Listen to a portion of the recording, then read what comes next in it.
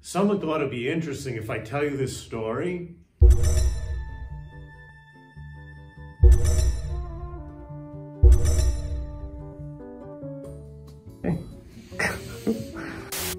So we're back to talk with Father Hugh Vincent about his experience with the North American Martyrs, his experience at the shrine in Auriesville, and also his lived experience of just being in Albany. So a little birdie told me that you were a scout. Were you ever an Eagle Scout? No, I wasn't an Eagle Scout. Okay. We have lots of Eagle Scouts around here though, so if you ever need one, just ring the bell. And I was a Boy Scout, and we had a retreat encampment in Auriesville, which was great. You know, you'd go in and the tents would be set up. Boy Scouts would come from all over the state of New York, primarily to be there at the shrine to get what were called your Catholic medals. Were you a Boy Scout? We did not have Catholic Scouts. Okay, that's kind of no. Okay, so there's the Adulteri Dei medal and the Pope Pius XII medal. And so you would be given those at the shrine, but this was, you know, first you would go and have this encampment there. And it was great because there was a heavy fog at night. That's great. And we would play capture the flag with flashlights, which got kind of rough. Yes, so one night we were having our leisure time around the campfire, and one of the guys decided to tell a ghost story.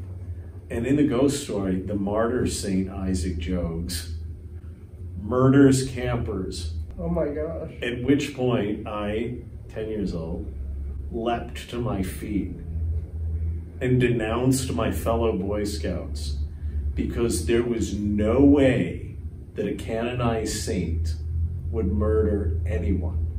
And some of the younger guys were all flipped out. We were supposed to be sleeping there, and the idea was Isaac Jogues had died there, and so the guys were worried about this ghost coming to get them, and I said, no, not you would not do that.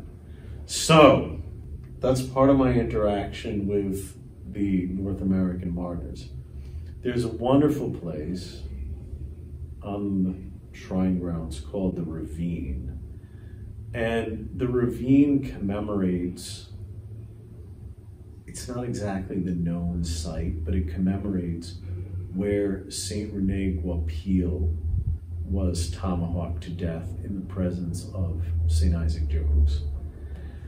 And Isaac Jogues thought that at that moment he too was going to be killed. He wasn't, but he was able to bury the body of Rene Guapil. And so the woods, somehow the woods are almost like a living reliquary, that somewhere you don't know, but the remains of the saint lie and are awaiting the resurrection. It's hard to think about that scene and just how real things went so quickly, but visiting the shrine, you can really see how everything transpired. Everything's marked out, kind of line by line from the journal that was kept, correct? That's right. Isaac Jogues wrote a journal, and he sent reports, you know, typical of the Jesuit relations, back to France to describe the holy death of Rene Guapil. Rene Guapil is a saint among the group of saints that I was very drawn to.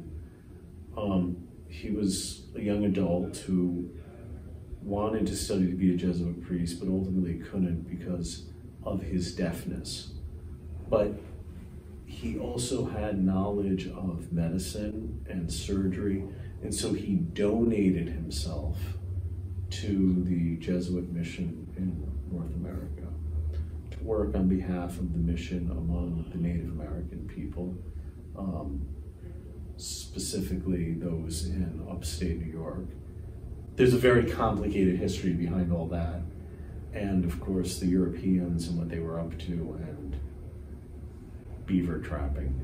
Beaver trapping. We'll start with that in just a minute.